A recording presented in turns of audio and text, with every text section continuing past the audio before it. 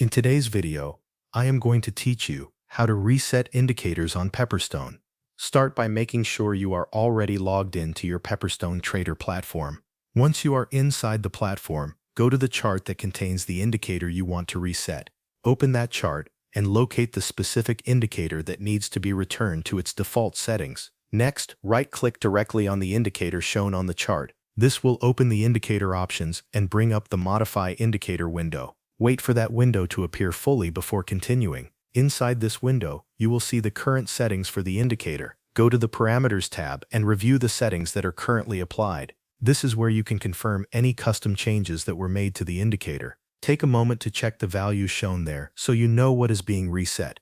After that, look toward the bottom of the Modify Indicator window and click the Reset button. Once you do that, the platform will restore the indicator settings back to their original default values. Give it a moment to complete the reset.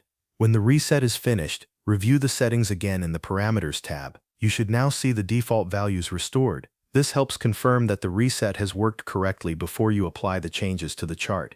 Now click OK to save and apply the reset settings. After that, wait for the chart to refresh. The platform will update the indicator using its default configuration. This may take a moment depending on the chart and the indicator you are using. Once the chart refreshes, look at the indicator carefully and verify that it has been successfully reset. Check that the appearance and behavior now match the default setup.